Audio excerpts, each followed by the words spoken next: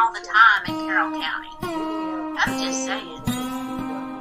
It's a very, very unlucky place to live.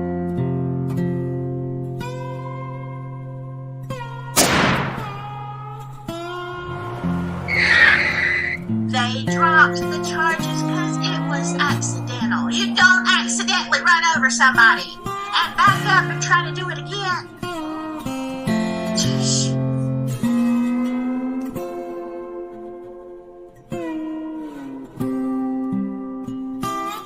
Let's start from the beginning as investigative reporters, right? So you would ask the questions who, what, where, when, and why. Should be easy, right? Of course it is.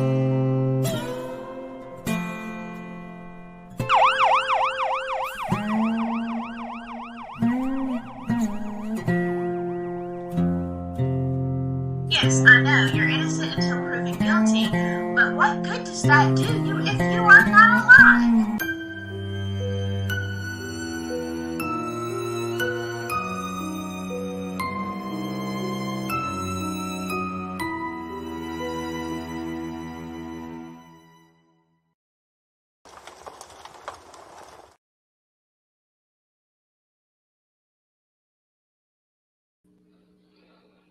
Well, hello, my silky, spicy, spooky friends. How you doing tonight?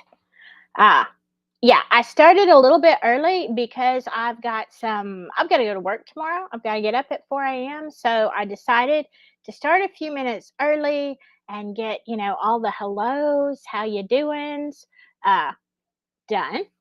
So let me go ahead and do that.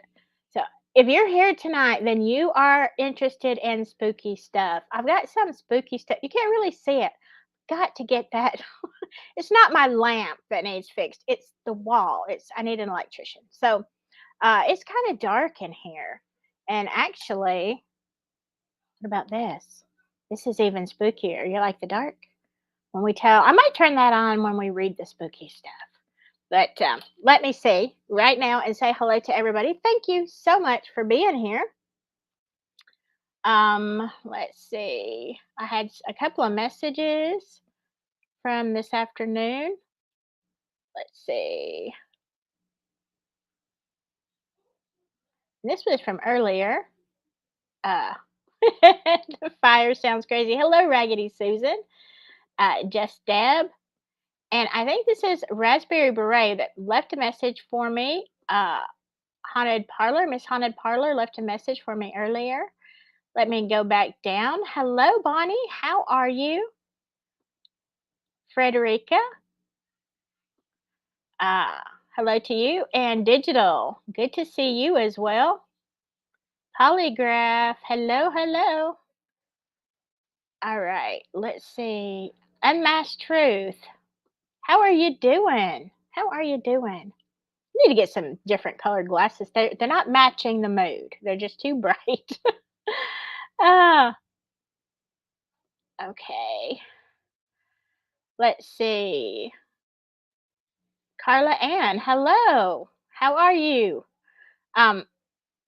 Somebody said they love the intro. Yeah, CJ said that this morning when we were on live. If you did not catch the episode this morning, we did a 9:30. Well, it was supposed to start at 9:30, and it really didn't. But we did some paranormal stories. We did some cutting up. We had some trolls, and we tried to make it fun, but they just weren't hitting. They just weren't. They weren't up to par this morning. I don't know. They didn't have a. I don't know. They weren't on their game. Is what it was. I was kind of wondering if Laura Thompson's going to be in here. Let's see. Still pretty early. I wanted to show you. I was going to wear the hat, but it's so dark you couldn't see. She sent me.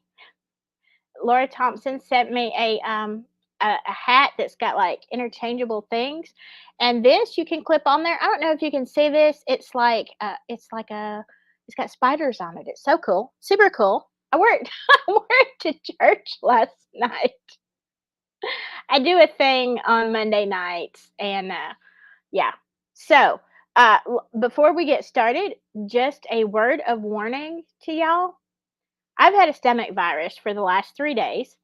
So if all of a sudden you see me throw my icon on and jump up and run, it is because I'm trying not to hurl.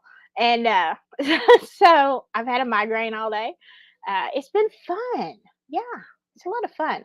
So yeah, I'm dehydrated, bags under the eyes, whatever. But it's spooky. So I thought, you know what, just go with it. So, but anyway, if I just disappear for a second, let me make sure everything's good down here.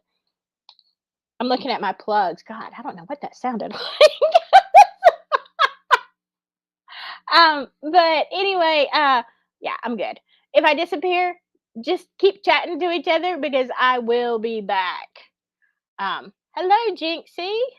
How are you?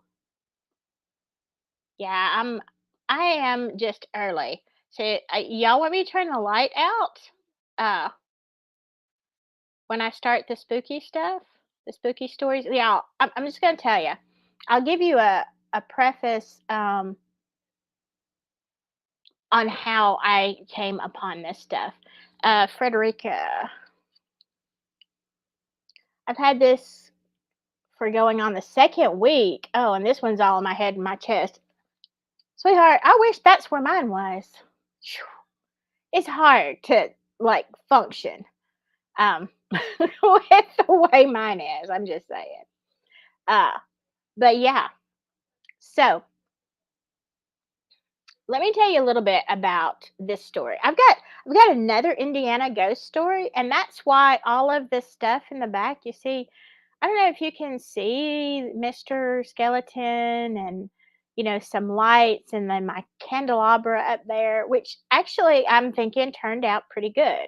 I can't get everything out, yeah, whatever. I'm working on hopefully within the next week or two, maybe, I'm trying to set up, buy a desk, maybe another microphone. I desperately need another microphone, and set up to a different place in this room, so it will look a little bit different. But it's hard because this is the weirdest thing. All in this room is so huge, but all of the plugs are on this side. Yeah, this side of the room. So I need the desk to be on that side of the room where there are no plugs. So yeah, that's going to be a challenge. So we'll see how that goes. Running wires everywhere, not a good idea. I'm just saying, because you got lights, computers, you got doodads, stuff. Uh, all right. So let me see. Uh,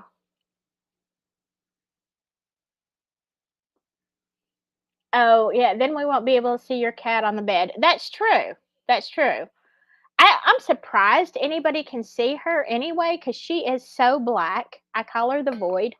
Uh, like I can see sometimes something moving black in the background, and I'm like, oh, okay, that's got to be Sachi, right? So I'm hoping anyway. Uh, all right, let me tell you a little bit about this story, okay? Ooh, it was back in early summer. Oh, thank you, Jinxie. Yeah, speaking of oh, hello, Jeff Husky. Uh, good to see you. I don't think I've seen you before. Uh, Jinx, thank you so much for gifting memberships. Speaking of that, before we go any further and get into this, just want to let you know that I am hopefully going to do a members only on Sunday. So I'll probably put a post out.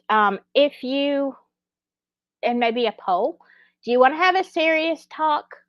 I'll be glad to, talk about some of the stuff that I may or may not say on my lives, or we can have fun because we usually just have a blast. Everybody grabs something to drink. Mine is always water because y'all know if you in my members only, you know that I'm allergic to alcohol, so I won't be drinking, but just grab the beverage of your choice, and we just have a good time. Like, we get kind of wild. We be wilding out there sometimes. But that'll be coming up this weekend. Um, okay. Uh, yeah. Thank you so much, Jinx. All right. So this story comes from early summer, and I got a letter from someone that is not, so don't y'all be looking at everybody in the chat, because this person, if she is in the chat, she goes by another name, and I don't even know who that is, okay? But I got a letter from someone who said that she had been out to Delphi. She's from another state, but she had decided, she's following this case, and she decided she wanted to see, like a lot of people have gone out there just to see, the terrain.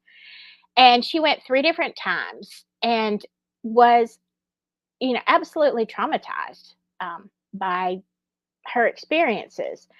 And the people that she went with, and you'll see why as we go through these stories, they don't want to talk about it with her. They were there, they experienced it. They're like, mm-mm, zip it, no way.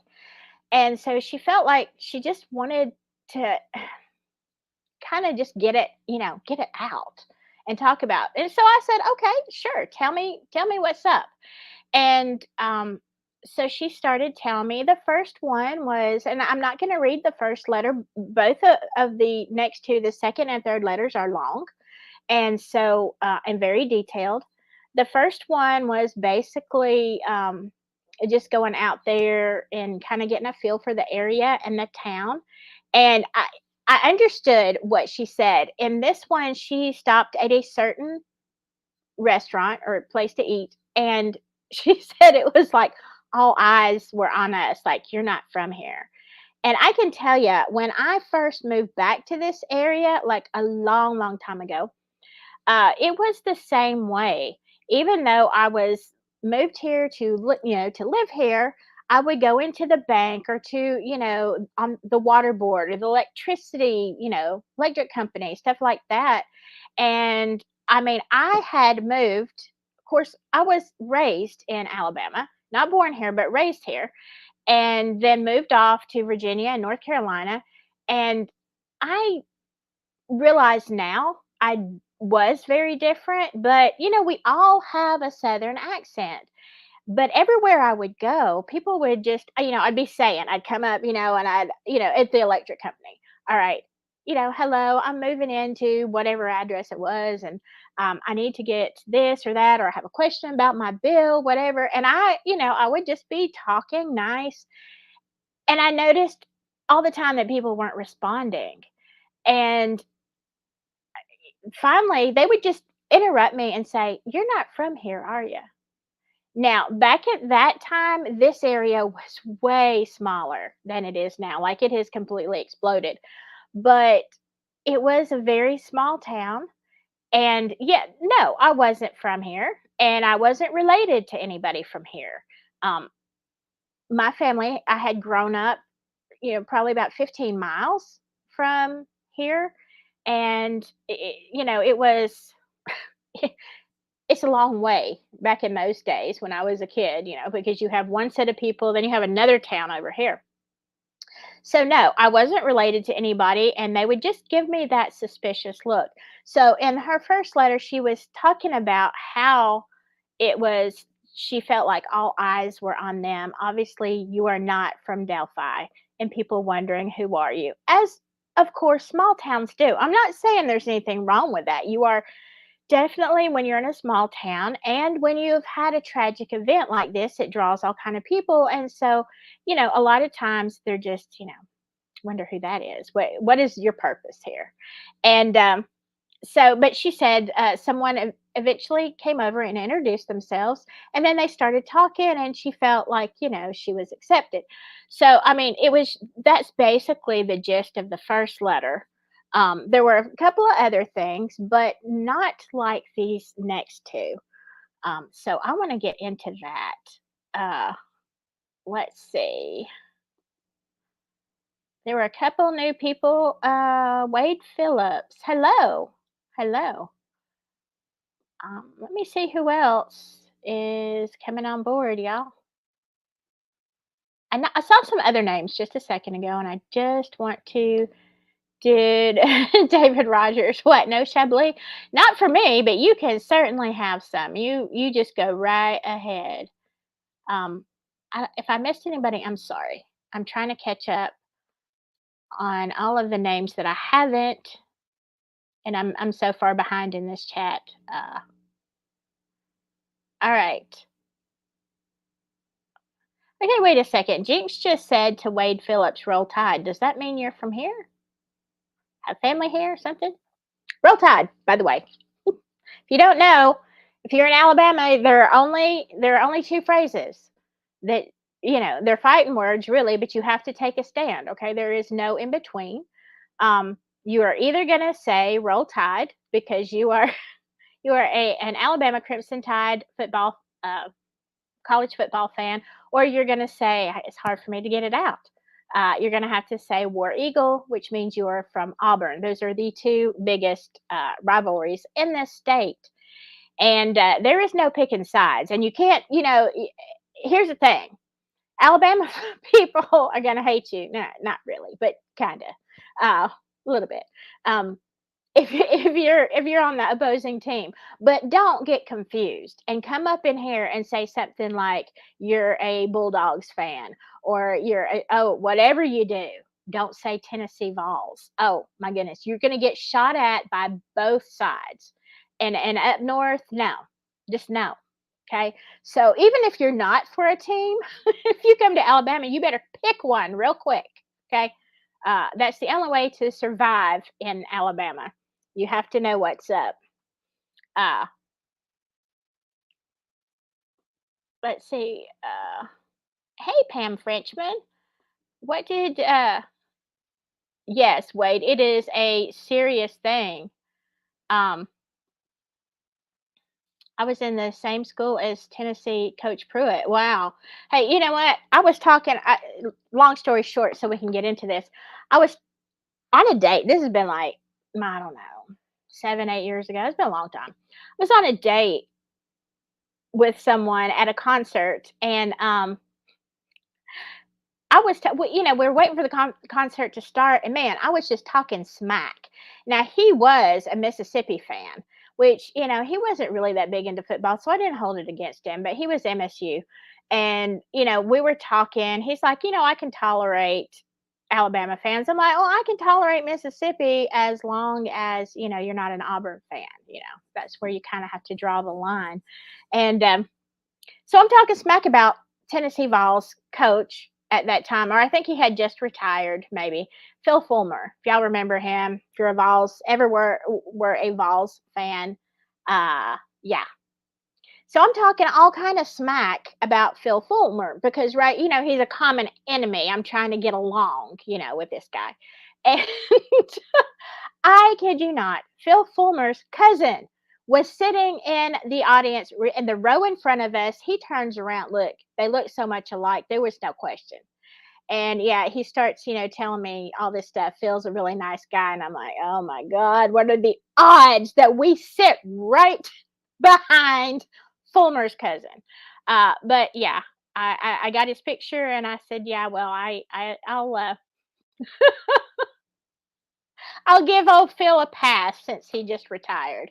So, oh no, go Vols. What are you? I'm not going to highlight that. Jeff Husky, what are you doing? Them are fighting words here in Alabama. Better not say Notre Dame. Yeah. Uh-oh.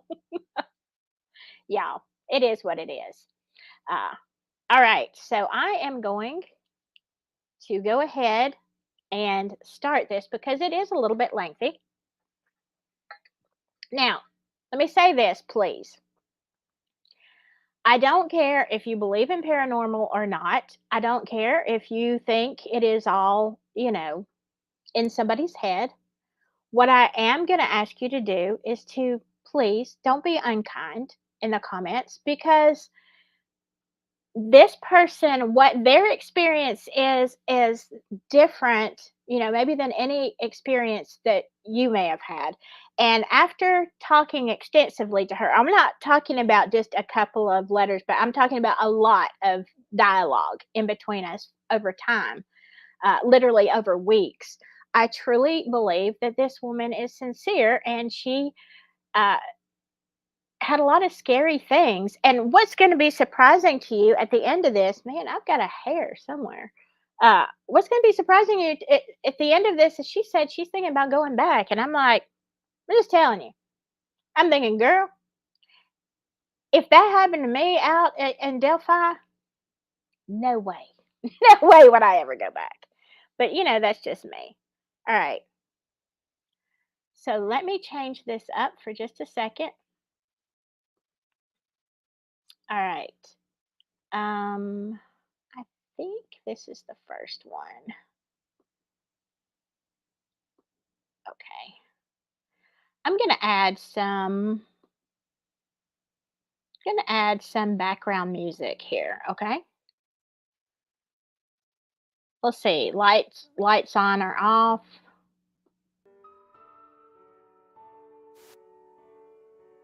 Okay, what do y'all think?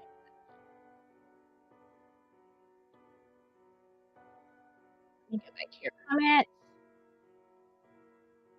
Now I'm gonna make this screen. Oh, no, no, no. I almost ended the stream because StreamYard, you are ridiculous. Silky, go back with her. To the woman that sent me this. You know what? If you like paranormal experiences, I have them all the time, but okay. Let me go to the very beginning because I want to tell y'all this has been uh it was crazy. I was trying to screen record this, and it literally just it erased itself. And I eventually, after a lot of tweaking on this, I eventually got it back. So all right, so any of my mods in here, just uh kind of look out because I can't see and help mod. All right. So my second trip was probably the most insightful because we knew where we were going and were familiar with the area, so we knew what we were going into. This trip was September 2019, and it was my mom, my then 19-year-old son, and myself. We spent the morning in town with some locals and headed to the trail around 11 a.m. We went around the way that we were going to the first time to get down to the creek. We crossed the freezing creek with our feet sinking into what feels like quicksand with bubbles shooting up around our feet. It was a struggle crossing it. We were trying to find rocks to step on to keep from sinking. Come on, let's go.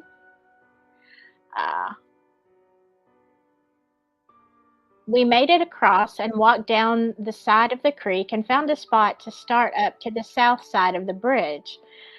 This is where my mom found that bone I was telling you about.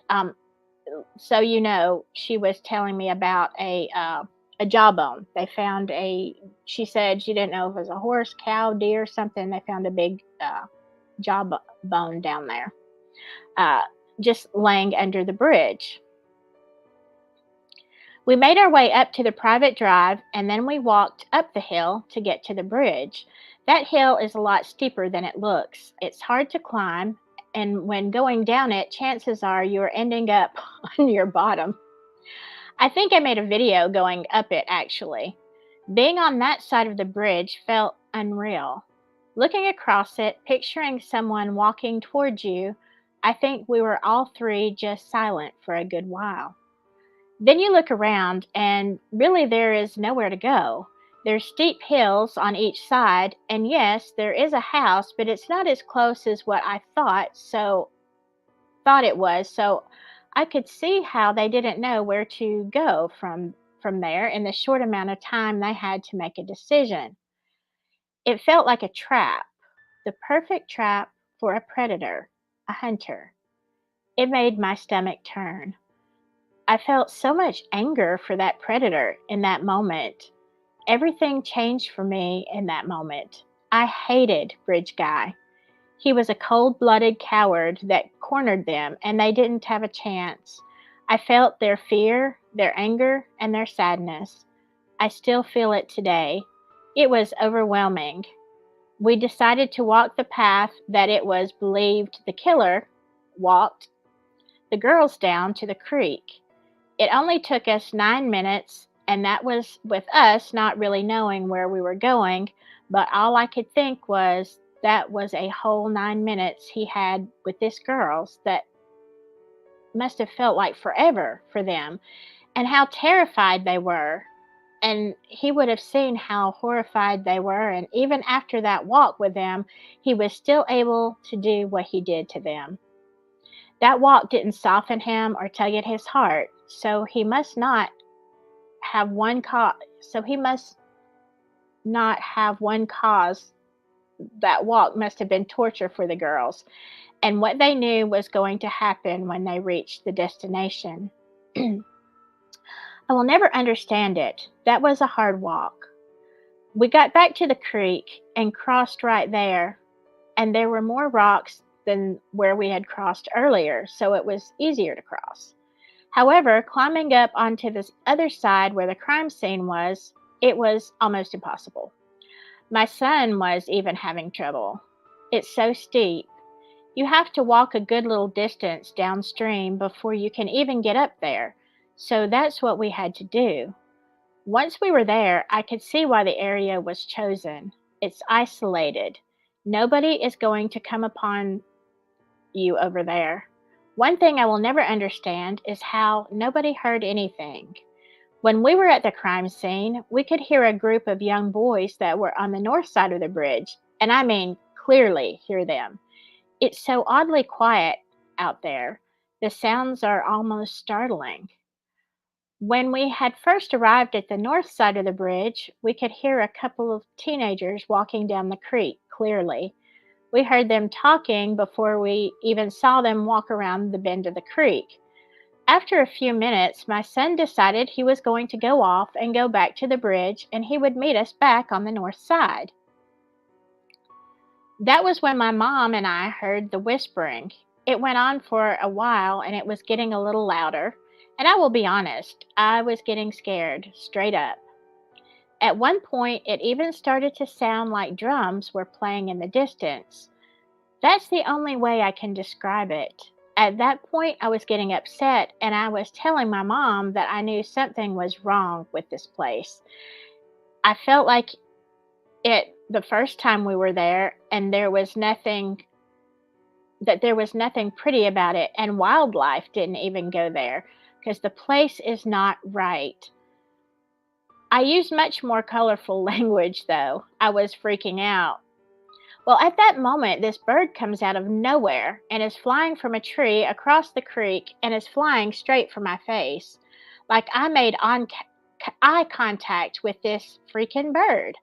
My mom yelled my name, and all I could do was cover my head and duck. And my mom said it went straight over my shoulders. We both stood there in shock. Finally, Mom said, "Well, there's your wildlife." I know that sounds silly, but you just had to be there. It was so bizarre in that moment, and as soon as it happened, it was dead silent. No more whispers or anything. We started walking down the creek and under the bridge. We found a trail that leads up to the north side of the bridge, so we hiked up. I was trying to call my son because it had been almost 2 hours since he had taken off to explore the bridge, and I had no signal. We get up to the bridge, and he's walking off of it, and he's like, "What the heck? Why weren't you answering your phone? Where have you been?" And my son is always calm, cool, and collected, so I was like, "Why? What happened?" He said, "I want to get out of here. I don't even know why anyone would want to come here." I was so taken aback because he had wanted to come to see the bridge. He was excited to get to see and walk that bridge, and now his whole attitude changed. It had gotten late and was going to be getting dark, so I was ready to get back to the car because there's absolutely no light back there, and we were losing light fast. So we just passed the memorial and we see a guy walking towards us. Again, it's almost dark. My son turns and looks at us and says, "Why would he be going back there when it's almost dark?" I said, "I don't know, but don't stop walking." Then here comes another one. By the time we get to the parking area, it's almost completely dark, and there is more people walking back to the Monon than we had seen all day out there. Why? You can't see anything back there. You couldn't pay me to be back there when the sun goes down. Even County Road 300 North is pitch black in the area of the trail. My son had an experience out there, but he will not talk about it. Still, to this day, he didn't speak a word the whole way home. He said he will never go anywhere near that place again. I was telling his girlfriend about it because she is into true crime, and I brought up how he wouldn't go back, and she asked him why, and he said, "It's evil." He wouldn't say any more than that. That was probably the most emotionally draining trip for me. I felt bad leaving. I felt like I was leaving the girls there alone in the dark, and I don't know why I felt that way, but the guilt was overwhelming. I didn't feel like that the first time. It was hard. I felt like a piece of crap leaving. Walking away from there, as relieved as I was to do so, I felt guilt. And now I have lost my place. Sorry, y'all. Oh, don't you love technology? Go a little bit further. All right. Here we go. We're almost done with this one. I can't wait to see your comments.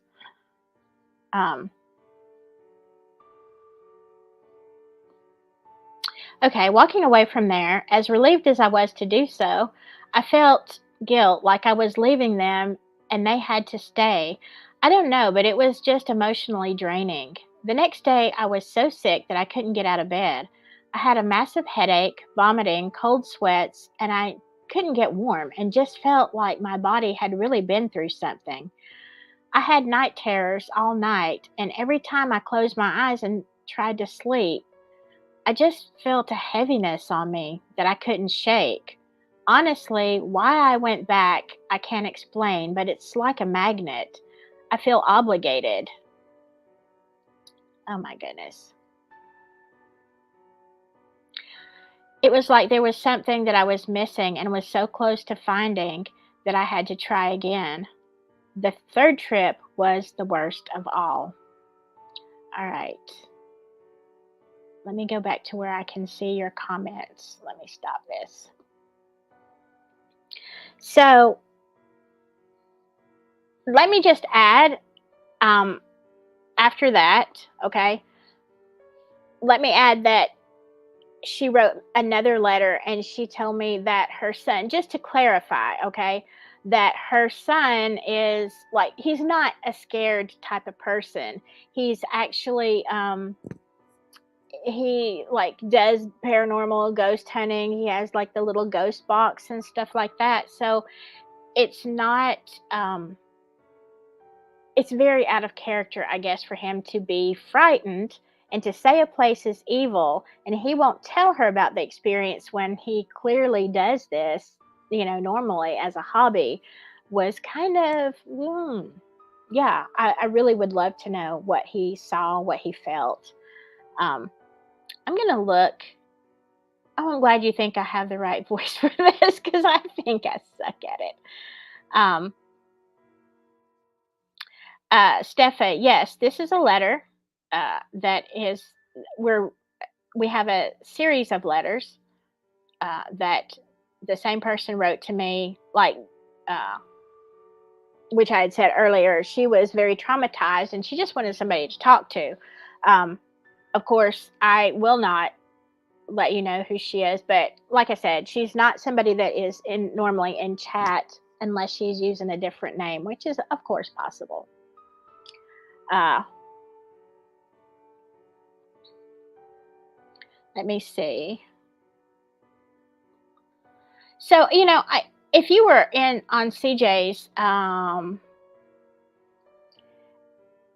this morning, he goes over a little bit about his experience sitting at he said he didn't feel anything on the bridge, like it was just, whatever.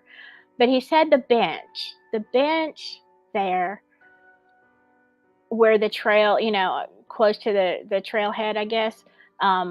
He said you just have to listen to him describe it, but it was very weird for him. He had an experience there that really unnerved him. And, I have never been there. Now I'm curious to go. It's a thought. But I have heard several people, actually, I'm reading these letters because they are so detailed. And like I said, she's working through this, trauma kind of that she had. Other people have told me that it's an eerie feeling. And I think if you remember, Hannah Shakespeare also said something to that effect, like it's felt different or something down there in the woods. So let me address anything else. Let me address this one by Jeff. Did I ever figure out if Brandon Woodhouse was for real? Look, here's a thing. There's a lot of tentacles to that one too. I'll just say, for the record, I think that some things that he says are true, or at least plausible. Okay, I can see them happening. I work in corrections. Could some of the things that he said happen? Of course they could. Absolutely, they could have, and he did have some kind of settlement. So I'm thinking something happened. There are so many things, and I don't want to be careful on his account too. I think that he can be manipulated at times. Maybe. I don't know that he is. Okay, I'm not saying anybody is. I'll say I'm still on this. I do think some things that he says are true. Others,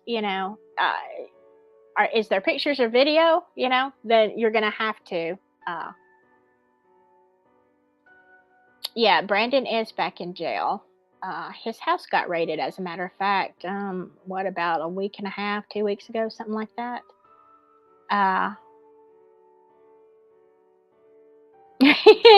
David Rogers. Let's see. He says, Delphi, Indiana, the town that's Halloween 24/7, 365 days a year. All right. Interesting. I'm going to have to go back and look at some of this. It's not about the paranormal, but it's very interesting. But anyway, like I said, I have heard a number of people say that the atmosphere out there, when you get not necessarily on the bridge, but when you go onto the sides of the creek and you get down into a wooded area, that it really is very weird. I've heard several people say that they don't hear, like, the birds chirping, things that you would normally hear in the woods, that it's very silent and eerie. Now, I have a friend who has gone out there multiple times, and, she says she didn't have that experience, that she saw wildlife, she saw deer and stuff. So I don't know. I don't know if it's, only sometimes that it has this feel or this vibe. Samantha says, please don't go there after dark. No, I have no I have no desire to be there after dark. And Mass Truth said the bench is very eerie. Yeah. I've heard like I said, I know CJ had said a little bit when he was live out there, but he really talked about it in depth today in our earlier show. Katrina Miller, yeah, I thought I announced I was going to be on CJ's show. He thought he was on my show. I was on his show. We ended up being on mine late. It's like, oh, well, crap. Okay. But it worked out good. We did talk a little bit about Delphi. Mostly it was other paranormal stories, paranormal crimes. So if you are interested in that, uh, okay, we've got two opinions here. Just Deb says, shoot, I would take a big flashlight even if it's in the middle of the day. Yeah, I think I would have to take a big flashlight just to bonk somebody in the head if they showed up. Jinxie says, I don't know, I think it's peaceful, but the air is kind of heavy sometimes. Okay, so are y'all ready? Now, here's the thing. She's very good at describing this, but this next experience of hers is the one that, she's saying, I don't know why I went back the second time. And somebody asked, did she discuss it with her mom? Maybe at this time, but then you'll see why in this next letter, why she said, why she doesn't discuss this part with her mom. So I'm just going to say, hold on to your boots because it gets weird. It gets really weird. All right, let's go back to here.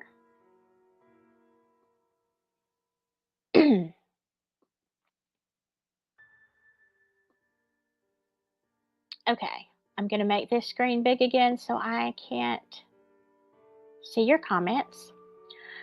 Our third trip was the beginning of August 2020, and it was just my mom and myself. The whole trip from the beginning was strange. When we got into town, we were driving on back roads over by the Packers plant and exploring the entrance to the private drive that goes under the bridge. This white pickup drives by and is laying on the horn, and when it passes us all we see is this huge claw-looking hand on the inside of the passenger side window, and it was waving at us. It just wasn't what we expected to see. I'm sure it was some boys out just acting goofy with an oversized Halloween prop, but it set the mood for the rest of the day. We stopped by the cemetery to look around the area, and again, just a strange place. Graves toward the back looked like the ground was starting to rise, almost like the way a grave should look right after a burial. The further down towards the woods you get, the creepier the cemetery becomes. We didn't stay there long before we went to the trail. It was a gray, cloudy day, and it looked like it could rain at any time, so the trail was even more dreary than usual. So we get to the memorial and we spend a little time there, leaving some things we had brought for the girls. And I noticed 2 butterflies. They were beautiful. They were black with purple markings, and they started following us as we made our way to Monon Bridge. My mom said maybe it was a sign because I love butterflies, and I was always saying how I never see anything beautiful out there. So maybe it was a sign of a peace trip. So they kept flying in front of us to the point where we were stopping to watch them. Looking back, it was like they were telling us not to go forward, but we did. We got almost to where you could see the bridge, and suddenly we hear what sounded like something large running through the woods towards us, and we froze, waiting to see a large animal jump out at us. We turned around because it was coming from behind us. I'm going to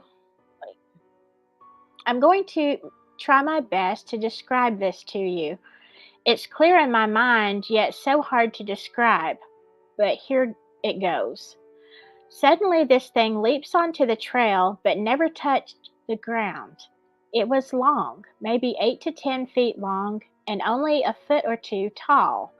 It was a brown color, but you could also see through it, but not clearly. It was leaping, but not high.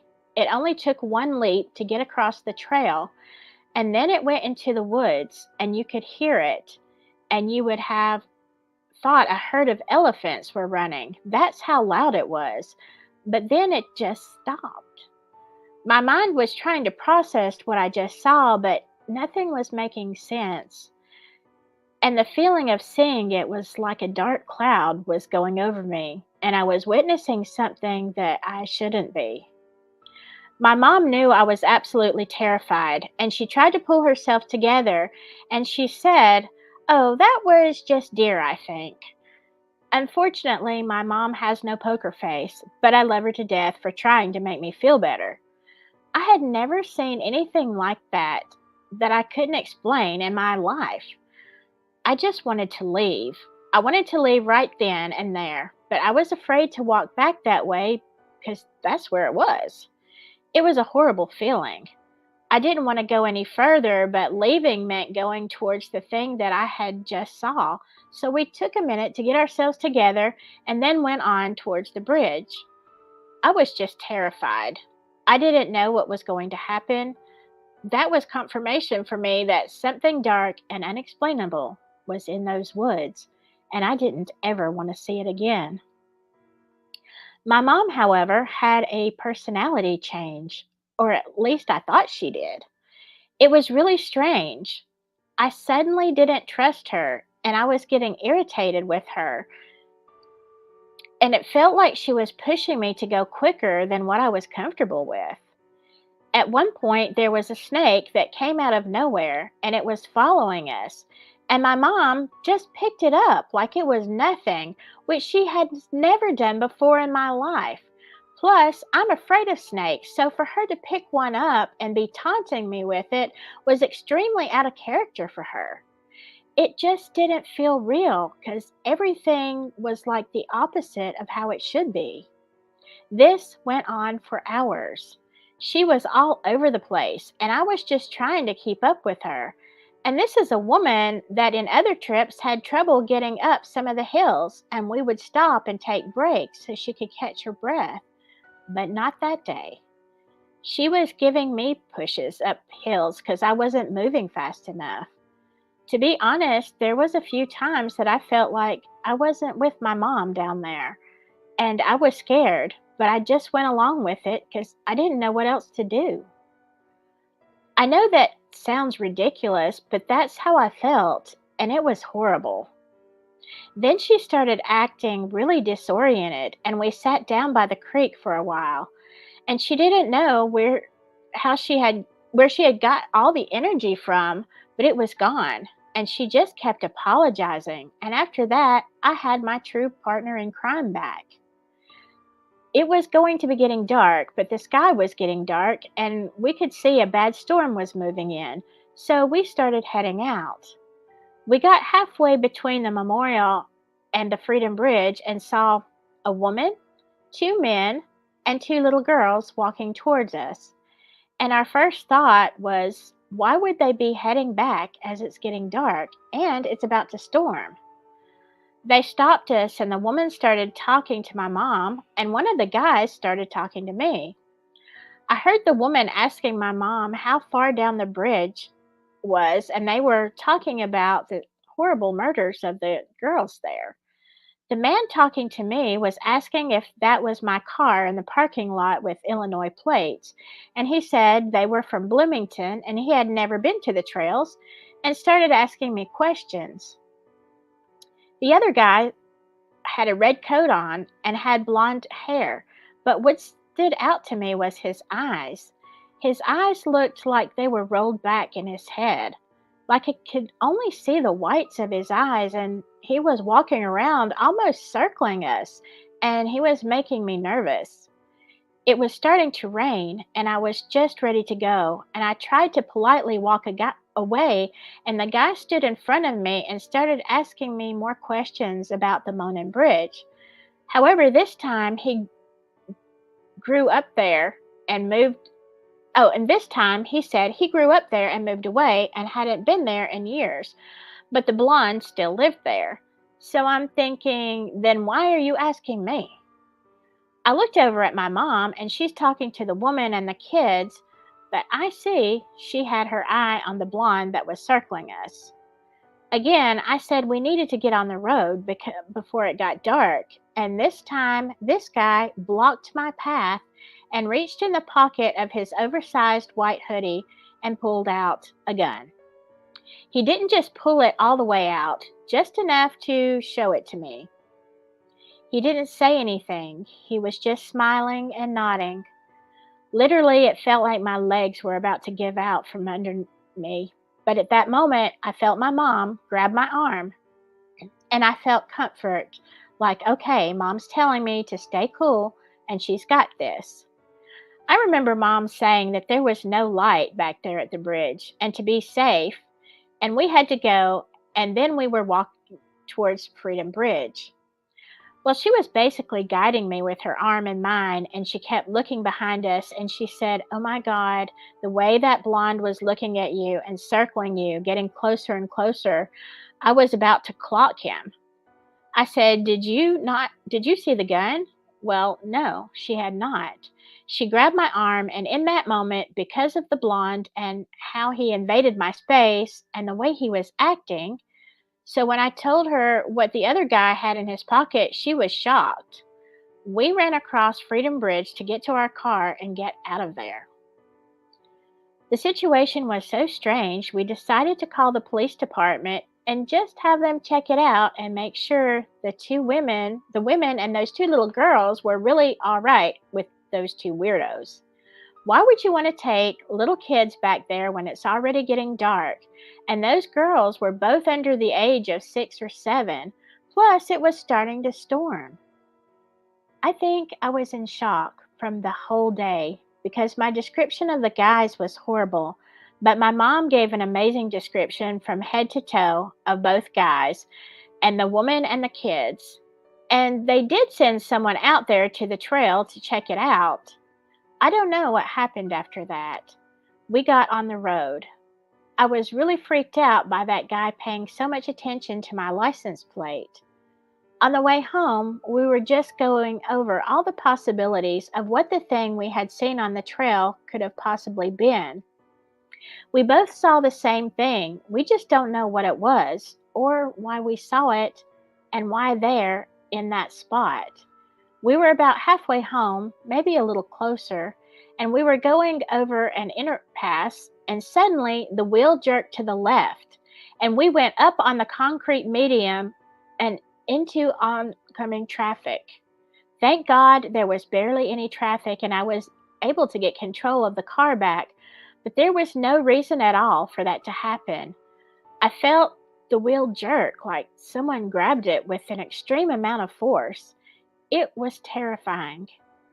I drove the rest of the way home, gripping the wheel so hard that my knuckles were white. I have never had so many terrifying experiences happen back to back to back. I got a lot more than I ever expected going to that town and that trail.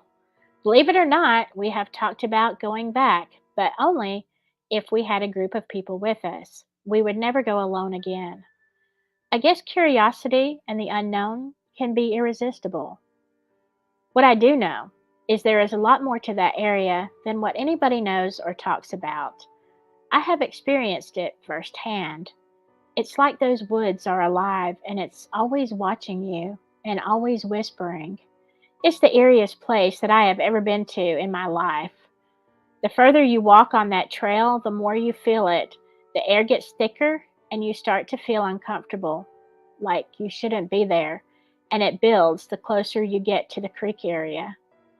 I remember taking random pictures of all around me on our second trip there when we were down by the creek because the feeling of being watched was so intense that I was convinced that if I zoomed in on the pictures later that I would find someone watching us, but I didn't. If you have ever heard of anyone seeing anything like the thing we saw, I would love to hear about it. I want to know what it was and why we saw it on that day.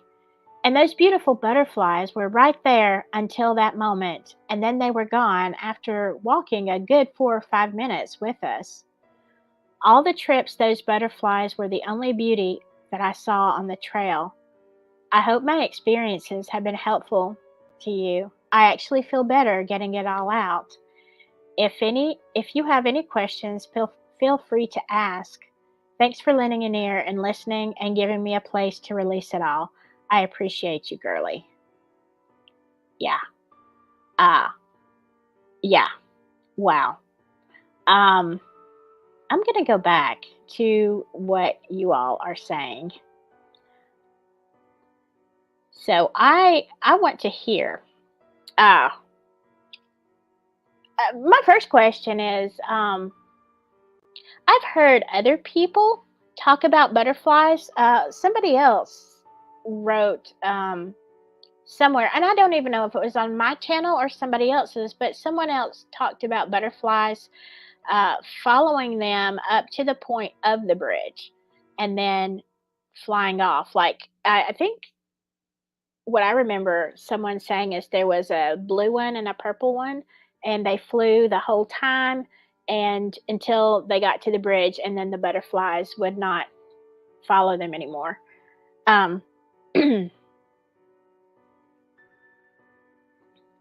hello, Four Pits. I used to canoe the Deer Creek and camp the banks at night, and it was some spooky stuff every time. Yeah, well, hey, we're all about the spooky. What did you see, Four Pits? I would love to know. Um, the first thing I want to know, like, there is so much to unpack, okay, in that story. The brown thing, and I had to go over it. I think we had, like I said, we had conversations back and forth. I was asking her because she said you could almost see it, like you could almost see through it, but not quite, but sort of. You could. I think she told me you could see the ground. You could enough that you could see it wasn't touching the ground at all. And what she said is it was the sound. Okay, so what did she say? 4 or 5 feet long, but it was long, but it was like short, and it went so fast. And being, I guess, on trails, I had asked her, she said it wasn't like anything you could identify, like a coyote, or like you could actually see. This one never touched the ground, and it was so long. But the thing that got me with that story is where she says it sounded like a herd of elephants, okay? Because I had an experience in the wood where, not there, where you could hear something crashing through there. So obviously something that is, short, not touching the ground, and skinny, like it wouldn't sound like a herd of elephants, okay? So I don't know what that was. Let's see. Steffa says my daughter and I saw 2 cardinals when we met Ron Logan. Not sure if that's good or bad. I think cardinals are a good sign as far as I know. Let's see. Let me go up. I don't want to miss y'all because I read for a long time. Tell me, what did you think about that story? Hey,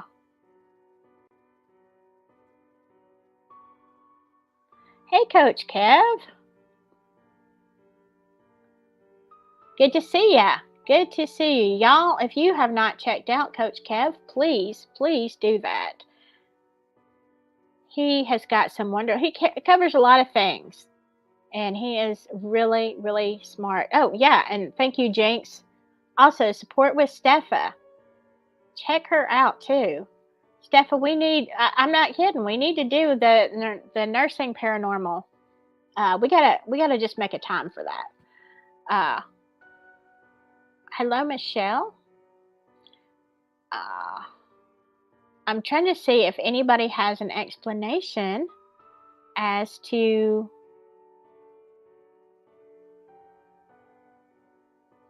let's see. Steffa says, I wonder if she told her mom that she was acting weird after the animal crossed them, that she was afraid of her mom.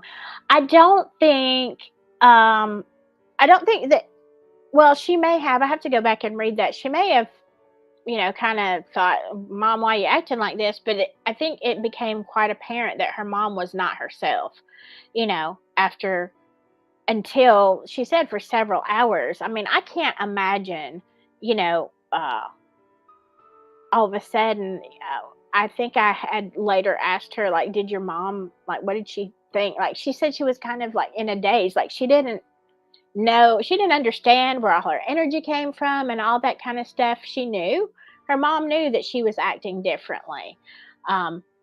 But she was, the OP was like really scared, I guess, because what you're going to do, you're there and you've experienced this stuff, and then your mom is just out there wilding. I mean, you got to keep everybody safe. I mean, she couldn't leave her, so uh, it's kind of crazy.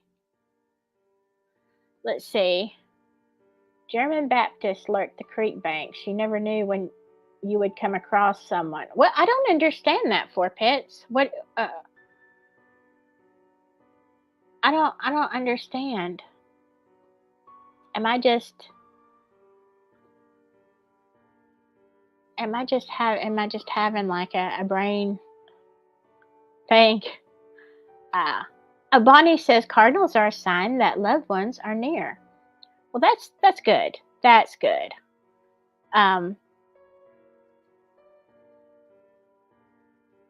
Maybe you were talking to Velvet. I'm not really sure. How far away was the creature? I was paralleled in the woods by a coyote. I saw him the day before. He made sure I saw him about 40 feet ahead. Yeah, he wasn't that far ahead, because I have to go back. Like, I've read this, I don't know how many times, but they hear it coming. They hear something coming and it goes so quick, and it's not very far. It's like, I don't know. I think I did ask her at one time how many feet. It wasn't very far. Like, it was nowhere like 40 feet. It was literally right in front of them. And, they just saw it streak across there and not touch the ground. Because, yeah, I'm thinking too, on the trail, I'm thinking about coyotes, even wolves or something. But she said it was not anywhere close to big enough for that, because it was, what did she say? It was very 10 to 12 inches, something. It was just a brown, she describes it as a brown streak that, makes a huge amount of noise in the woods. I think now I myself, I'm not scared of snakes. Like, I kill the poisonous ones, okay? I mean, I guess you're scared of snakes. They surprise you, and if you realize it's poisonous, you're like, oh crap, I've got to kill it. But in general, I'm not scared of snakes. But a lot of people, I would say, maybe most people, even males, a lot of people are afraid of snakes. So what I thought was really crazy is her mom knows that she's terrified of snakes, but goes ahead and, like she said, there was a brown snake following them, which is, kind of weird. Some snakes do follow you, but most don't. Most run from you. But she grabs this snake, like she don't even know if it's poisonous. She's grabbing it and waving it around, like taunting her daughter. Like, what kind of parent does that? And and she said that was so out of character. That is what gets me, is like, yeah, she's not only now has superhuman strength to get up and down, but she's also handling a snake and terrorizing her daughter. Like, oh, no, something is wrong. Something is wrong with this woman.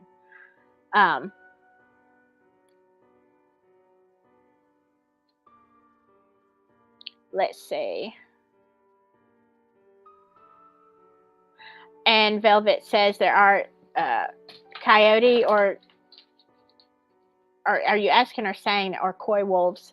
Yeah, again, it was just that it wasn't recognizable as anything, which I have, here we have coyotes, a lot of coyotes, and some wolves, and I've seen both of them, cross my path from time to time. It's just, even though they're very fast, they don't look like the description, because that's what her question was. Again, this is a woman who is, it's not like she doesn't ever go in the woods. Okay, apparently from the stuff that they're doing, is they're kind of outdoors people. It wasn't, completely unknown for them to go on a hike. So, you are, if you're a woodsy person, you're going to see wildlife from time to time. Hiawatha says, 2 butterflies, 2 birds, 2 deer. This happens a lot there. Maybe the girls. You know what? I have had actually several people suggest that, especially the one story that I heard of the 2 butterflies following them to the Monon High Bridge and just stopping it when they were getting on the bridge. They said they felt like it was like Abby and Libby, like really trying to say, don't go there. And I think that is what she said also, or something to that effect. And if it wasn't in this letter, then it was another one to me. But yeah, the butterflies kept crossing in front like they were, you know, butterflies are funny little creatures, and they don't, occasionally they land on you, but normally a butterfly just, it minds its own business, and it just kind of floats by you and has its own agenda. Some follow you a little bit, but these were like just circling, and which is the way that she described it at some point in this. And then when they got close to the bridge and I saw this brown thing, they were just gone. It makes me wonder, as someone else had suggested in another butterfly story, that they felt that Abby and Libby were saying, don't go. Maybe it was Carrie. Was it Carrie that said that in an interview? I don't know. Somebody, I know she talked about that happening, but the story I remember is with butterflies. So, I mean, I don't know. And then, let's go to the,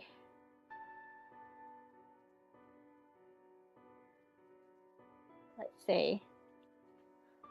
What? Is there, no, come on. David Rogers, is there a chupacabra in Delphi? Or is that just your guess? I don't want to say, hey, stop, Mina, my dog. You've got a wolf sanctuary. I would love to go to a wolf sanctuary. That would be super cool. Hiawatha says snakes are Satan's tape measure. I had some pythons as pets, so I got quite used to them.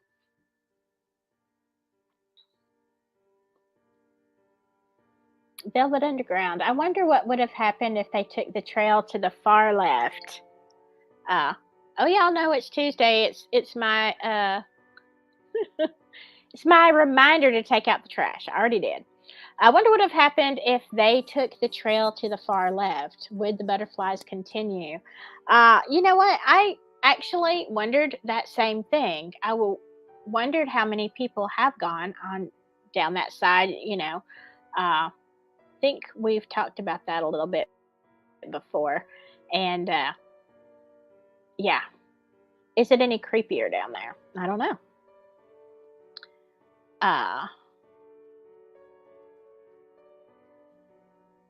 Okay, Hoosier has said that that's the wrong one.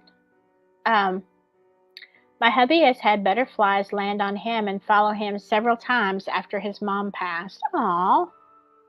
I have a friend who, I had a friend whose daughter passed away at around 20 years old. And still to this day, at times, it's a yellow butterfly. Like, that's her sign. She knows when, like, she feels like her daughter is near, or it's a sign or something. She sees little yellow butterflies.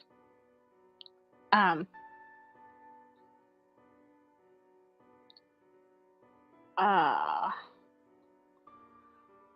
so have any of y'all had any weird stuff happen there? Okay, now let's talk about what I think is the most scary thing, which y'all know I am used to paranormal, so I don't get freaked out about that. What I did get freaked out about is the people, like when they're trying to leave, the guys.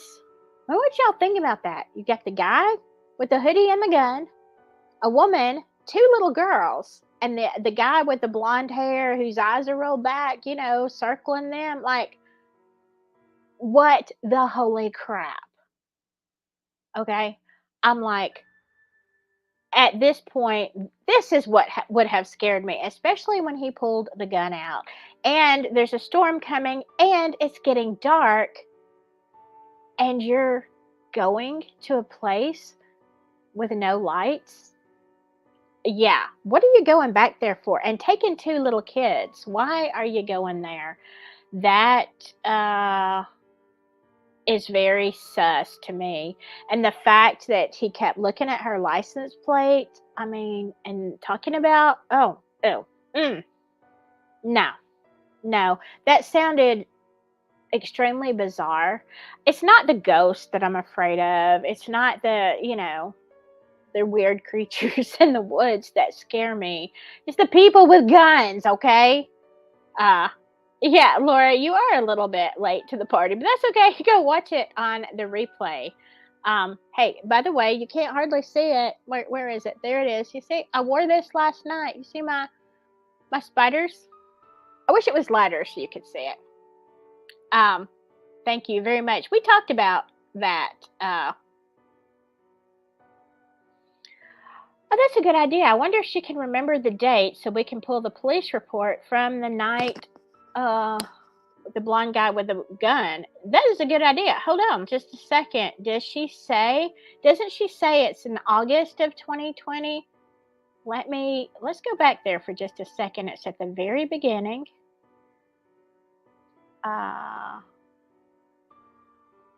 Okay, let's go. Let me find the very beginning. Yeah, August 2020. So you could at least narrow it down to police reports from then. Okay.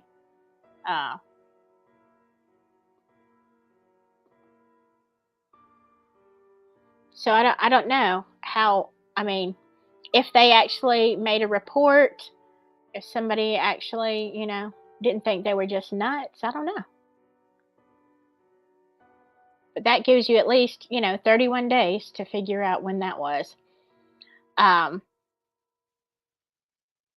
So any hunters in here, is the deer thing weird? Is it known that they are around murder scenes? I know they will come running for salt licks. Yeah, they will. I don't know. I always thought that was interesting, that who was it that said, I saw a deer and then I looked up and then I saw the bodies. Yeah, I wish I could, Velvet, I could give you some more explanation about the guy's eyes rolled back. She said it was, I don't know if he was, I don't know. I can't do it. I can't end it with crossed eyes. I don't know. It makes me wonder, were they really rolled back? Because how could he see where he was going? Or were they those weird contacts that are white? I don't know. But again, my question is, why are you taking people out there?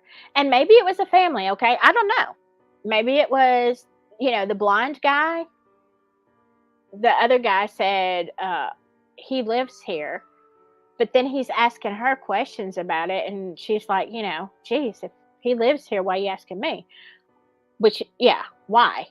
And then the other part to that is maybe it was a family, maybe they were relatives or friends coming to visit, but I'm just saying, I wouldn't be taking my kids down to a place where there is no electricity, no lights and stuff when a storm is moving in at evening, okay? Maybe he took the gun for protection. That makes sense. But why would he show it to her? Why would you pull it out? See, that was a threat. she's trying to leave. Again, that was the sketchy part. And maybe, I don't know, maybe the police just thought, well, this is just a family visiting, or, explainable. But if you're going to pull a gun and just, show it as you're trying to block somebody's path, that's the thing. She's trying to leave. He's standing there blocking the path. This woman has her mom distracted. Like, it's really easy. It would have been a lot easier to, commit a crime at that time in that situation. So, that Hoosier the report is probably sealed too. Yeah, yeah. Uh, Wade Phillips says deer would usually smell a human and stay away. Yeah, isn't that what all the hunters know? Gag order on that report. Yeah, absolutely. Let's see. Wonder if we could do one blanket FOIA request for all the police reports of all the evenings of August 2020. I don't know. That would be interesting. It would be interesting to see if that was. Yeah, he was showing power over her with a gun. Right, he was. And then, okay, so then you add up all these experiences, and then she's driving home to Illinois. She's about halfway there. Thank goodness, because, yeah, if the roads had been busy, it could have been disastrous. But she's driving along, and they're trying to process everything that happened that day. And then she feels the steering wheel yank, and she crosses into the median with no explanation as to, like, all of a sudden why her car is jerked there. And thankfully she missed the other cars, but because there weren't that many. It makes me, yeah. I mean, look, it opens up to a lot of possibilities. He was clearly looking at her license plate. I don't know. What do you think? You think there was anything spooky to that? Definitely not something that normally happens.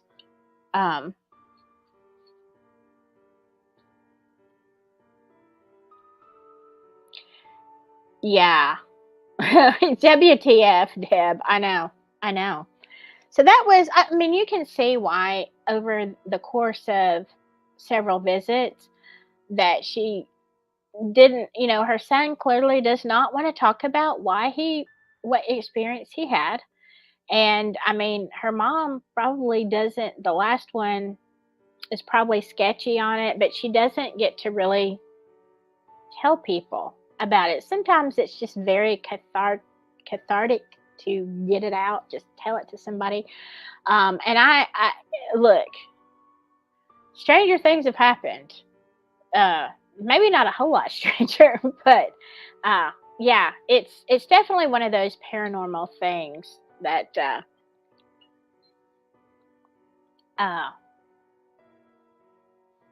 oh yeah, you got a picture of those weird. Yeah, I actually saw them online. They're like, oh, and I thought about wearing them too for Halloween, just to scare people.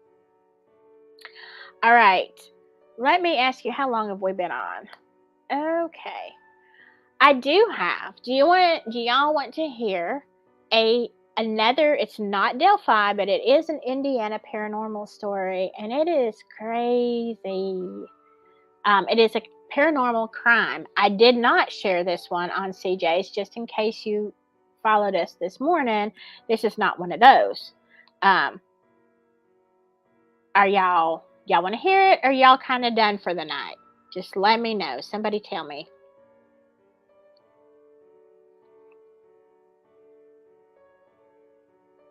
I'll wait for just a second. And I have found some crazy stuff looking for this.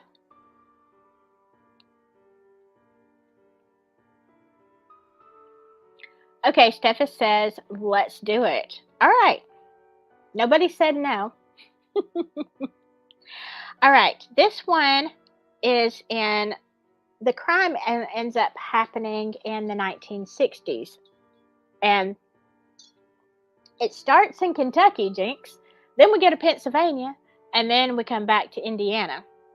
Now, the reason I'm going to tell you about the father of the guy, of the victim, is just to kind of set the tone for what kind of person this was. Okay, this guy's name is Romer, Romer, Romer Troxel. Y'all, people used to come up with some. Well, they do today too. But Romer was actually involved in World War II.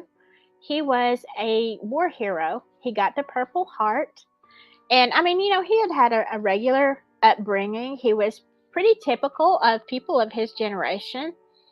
And he had been sent overseas. He had been in Italy, Morocco, Algeria, stuff like that. And again, when he left, he enlisted in 1941. He was single, but then, and he was born and raised in Kentucky. I don't know if it says where. Somewhere during the war years, he met and married a woman named Edna Kaufman. And so by 1945, they had a son named Charles. Now, Romer completed his duty, and when he came out of service, he was a maintenance man with U.S. Steel, and the family ended up moving to Levittown, Pennsylvania, where they purchased a home. And somebody just reminded me, one of my relatives, like my great aunt, uncle, somebody lived in Levittown, Pennsylvania, and I can't remember who it was. Gosh, it's been a bunch of years. So anyway, again, they were a normal couple living in the burbs. Around somewhere in the 1960s, Romer and Edna had some marital troubles, and they had separated for a while. And we don't really know what happened, but at some point they reconciled, because by 1969 they are clearly back together. There are some other children. Again, just painting the picture for you of how normal. It's important to know how normal this guy is. He says he was never religious. He was just a guy, fought for his country, had a wife and family, living the American dream, All right, so at some point, let's see, in 1969, Charlie had grown up, and he left Pennsylvania to take a job as a lineman for the Northern Indiana Public Service Company. And that is like, I don't know if it's still in business. It's a huge gas and electricity supplier near Gary, Indiana. So, Charlie gets this good job, and the first thing that Charlie does is he buys this really cool car. He buys a yellow Corvette. And, he's styling. He's single. He can do it. And somewhere in there, I don't know why my thing just did a weird, I don't know. StreamYard got weird. Anyway, so he buys this Corvette, and he's there about 6 months, and then all of a sudden there's some kind of money problems. I don't know if there was problem with his job, whatever, but Charlie decided, you know what, I'm going to have to move back to home, to Pennsylvania. So he's getting ready, preparing. He's got his car, and he's preparing to move back. Well,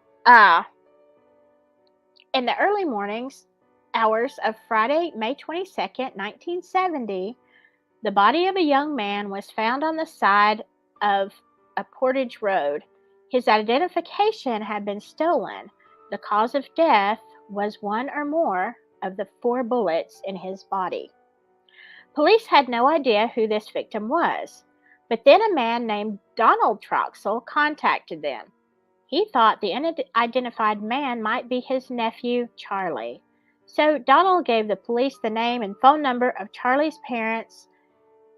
The police called Romer who immediately hurried his wife and kids into the family car, and they drove 12 hours from Pennsylvania to Gary, Indiana. Now, they were hoping the whole time that this wasn't Charlie, okay? It could have been anybody, but they couldn't get in touch with Charlie. They were expecting word on when Charlie was coming back home. And so when they get there, y'all, this was the worst part. They arrive on Edna's birthday to identify the body. And when they pulled back the sheet, unfortunately, it was Charlie Troxell. So, I mean, the family, they're devastated. They couldn't understand, like, as far as they knew, Charlie didn't have any enemies, no reason. He was just a regular young guy doing his young guy thing. And they didn't get it. So the police also had no leads. They're like, well, they couldn't even identify the body. And then it was claimed that they still had no idea who would want to do this to Charlie. So here is where the crazy comes in, okay? So they're standing in the morgue. It says, grief suddenly turned to confusion when from somewhere in the silent morgue, Romer heard a familiar voice. Hi, Pop. I knew you'd come. He's got my car. Stunned, Romer looked at the family members standing beside him. He could tell by their lack of reaction that they hadn't heard anything. He's got my car, Charlie said. Now, I mean, if you can imagine, Romer is a regular guy, most exciting thing probably that's happened to him was his tour of duties overseas. And, everything's been normal. Now he's standing in a morgue. His son's body is laying there, and he realizes the family doesn't hear the voice that's saying, hey, Dad, I knew you would come. He's got my car. Like, he's got my car. Like, what would you do? And so Romer is like, oh, like, well, crap, you're trying to figure it out. Wrap your head around how you're hearing, and it's in your son's voice that you recognize. So he's in shock, all right? And as the whole family are over this whole thing, so they go to his brother's house in Gary, and they're trying to, like, deal. And on Monday, he still got these words, like, just going through his head, Charlie's voice. And, I mean, he's probably thinking at this point, I have cracked up, like, whatever. Grief, whatever. So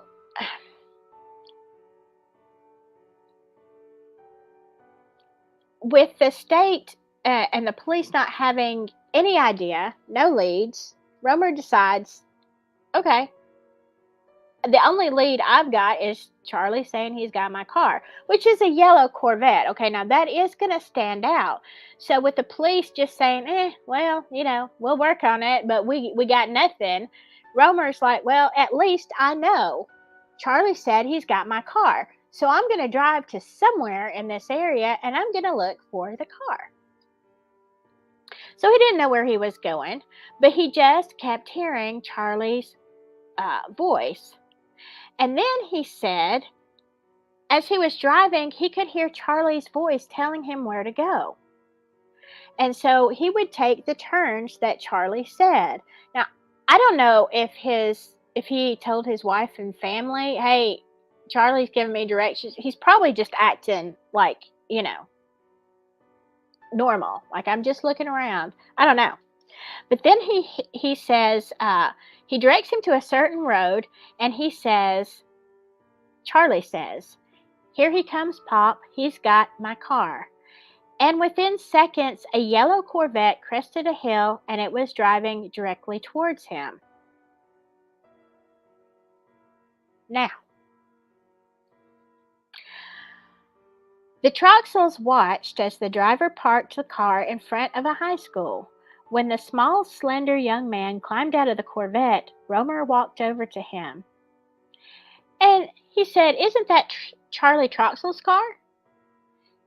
It was, the high school senior Arthur Wagner replied. I bought it from him last Thursday." Instantly, Charlie shouted a warning to his father. "Be careful, Pop, he's got a gun." And so Romer says, "No, that's okay. Say, have you seen Charlie lately?" And this is when Arthur Wagner made his biggest mistake. "He's dead," Wagner replied. "Got shot up for the money from selling the car." Okay. Romer knew the police hadn't publicly revealed a possible motive for the shooting, but he also knew he had to keep this murderer talking. And while he did just that, Romer's sister-in-law snuck off to call the police. So within minutes, the police arrived, and as soon as they get there, Romer yells, Arthur Wagner, killed my son. The officer, understandably confused, wasn't quite sure what to do. Fortunately, though, they took Wagner and they radioed headquarters, and they took him down to the station, and he, said that he was, going to be questioned for suspicion over the disappearance and murder of Charlie Troxell. So once Wagner was cuffed and secured in the police car, the officer searched the Corvette. In the glove box, he found a .32 caliber revolver. On the floor were 4 spent bullet casings. Romer freely shared his story that it was Charlie who spoke to him, who led him to Arthur Wagner. The police didn't know if that was true, but they did know they never told Romer about Arthur Wagner or any other details of the investigation. And Romer's wife, daughter, and sister-in-law knew that Romer said he was being guided by Charlie. So, they did find out, to go on with the story, after his arrest, Arthur Wagner did confess. Well, it's hard not to confess when you find the murder weapon and 4 spent shells in the car. That's pretty good. That's more than that guy in Delphi with the bullet, right? So, anyway, Charlie had sold Arthur his Corvette for $3,000, but Wagner's check bounced. Probably on the pretense of paying cash, Wagner asked Charlie to meet him on that Friday, May 22nd. But instead of paying for the car, Wagner shot Charlie 4 times and then drove away in his Corvette. And Charlie never spoke to Romer again. For the rest of Romer's life, he never heard another thing, only during that time where Charlie was giving him directions. It says that Romer Troxell died in 2011, so it wasn't all that long ago. But yeah, that happened there in Indiana. You have the ghost solving crimes, and I'm just telling you something. We could use a Charlie Troxell in this Delphi case. Could you please let us know? Were you there? Did you see anything, Charlie? Could you tell somebody? Because, seems like we're still at a loss at what happened there. Yeah, it really is a story, right? It's crazy. It's crazy. That is a great paranormal crime story. I love it. And if you want to see the stories, go watch CJ. We did Teresita Bassa and also the Greenbrier Ghost. Both of them paranormal crimes solved in, ghosts. In all of these cases, ghosts basically solved the crime. So, what do you think? Yeah, I'm up for somebody solving Delphi. I don't care if it's a ghost. I don't care what it is. We've had everything now, so we might as well just throw a ghost in there. Yeah. Let's see. I know a lot of you all are planning to go to the courthouse. Of course, you can't get it. You can't get in. Only media like television, radio stations, that kind of stuff can get in. So I had wanted to go live with CJ because he's going to be there hanging out somewhere. I don't know what time. I'm trying to get off work early, but I don't know. I don't know if it's going to happen. it may be too late by the time I can leave to even get any information, unless it's like it was at the hearing before, where it lasted all dang day. So we'll find out. I certainly want to know. Charlie bit my finger. Oh, that's funny. Y'all remember that video. Oh, Carla Ann says, I've got a story. If I can email you, absolutely. My email is silkyandSouthern, all one word, silky, no capitals, silkyandSouthern@gmail.com. And I would love to hear if any of y'all have stories and you don't want to share them in public. Because look, I know how people are. You get somebody that's you have the chat, you have whatever, you got your name up there, and you don't want to say, well, actually, this happened to me, and, and the ridicule and stuff that comes with that. So if you want me to share it, I'll be glad to share it. And if you don't, that's fine too. Just let me know. Do I know any spooky Alabama Indian mound stories? Let's see. We've got some Indian mounds. I actually was really close to one time. I don't remember any spooky. Now, there's a lot of spooky stories, and I covered some of them on my other channel, a couple of years ago. But there are some very interesting stories. I tell you what is funny, and you can look this up, okay? It's a weird thing, okay? And there's a lot of different versions, but if you will look up Carrollton, I think it's Carrollton, Carrollton, Alabama, you will find the story of, I know his name so well. It's the face in the courthouse window. Actually, if you just look up, Google face in the courthouse window, Alabama, you will see this face. And I did a whole video on it on my other channel.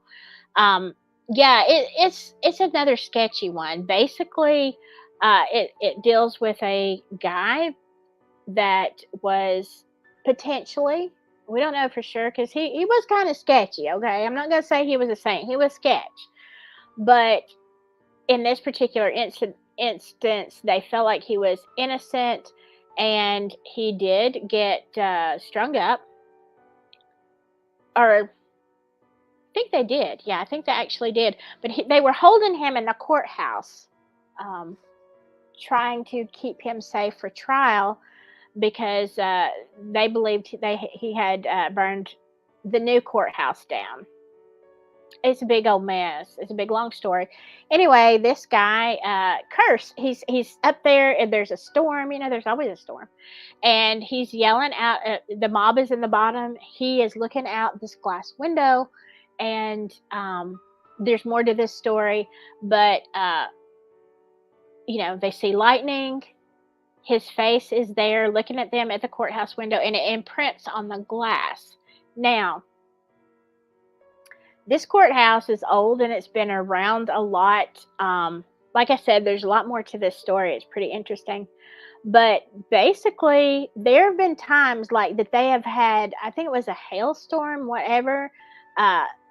This courthouse, every window in the courthouse has been broken except this one. And it's at the very top, and you can see, it looks weird. Sometimes it almost looks like a smiley face. I mean, like it's very, very simplistic. But then other times you can see where it doesn't. They say that his face, that is still there. They've tried everything to get it off. They've had it examined, by forensic people who really, some people have kind of an idea, but not really. But if you go to Carrollton, Alabama, you can see it. There's like a town square, and they have like this little viewer. If you can't see it well enough, they've got like a sign with an arrow to the window, so you can see what window it is. And look, it's there all the time. It's not like it appears and disappears. It is there 24/7, and you can see this. Again, no explanation, except that there have been some people that say that it is possible with lightning for a face to imprint on glass, and they think that that is what happened. However, a lot of hauntings, a lot of weirdness, and certainly uh, that window has made it for many, many years. So that's an interesting. We've got so many ghosts, man. We got so many ghosts in Alabama. It's crazy, crazy. I don't know of any paranormal crime stories though. All right. Okay, so talking about the hearing, the public can get in, or I wouldn't drive that far. We just cannot bring in cameras. See, I think CJ's going to go live, so he may end up staying outside of the courtroom, and just like that kind of stuff. All right, so tell me before we end this. Tell me, did you like? Man, it's gotten dark in here. Is it unusually dark in my background? I didn't think it was this dark at night. It's spooky season. Tell me, did you enjoy the Delphi stories? Like I said, absolutely a first person's account of her experiences, and I thought I would share, especially now, and two, because I have known so many people to tell me their feelings and their experiences, around that area. Kind of makes me want to go, but I'm with her, only with a crowd. I don't want to go by myself for sure. Let's take a big old herd of people out there and see what we think. All right. So I may or may not see you Thursday. Definitely, I happen to be off on the 31st. Woohoo! So I can at least do lives and try to stream. Glad you liked it. Y'all stay safe out there, especially if you're going to be in the courthouse. And then, I don't know. This is my long work week. I don't know if I can update before Saturday or Sunday, but maybe can do a short or something, and definitely want to hear what happens. Like I am. Thank you, Steffa. That's sweet. Hey, definitely feel like we'll have a lot more to talk about. Okay, but y'all know it's Delphi. Good God. We don't know. They might have the dancing bears there. Who knows? Who knows? But it's going to be interesting, right? I definitely think that it's going to be interesting on the 31st, and I think it's kind of fitting that it's Halloween when the next hearing is after this one. All right. Thank you so much, y'all, for joining me tonight with the stories. If you have any, again, let me know. I want to hear them. Otherwise, stay safe. And whatever you do, just stay silky. I'll see you later. Bye-bye. Well,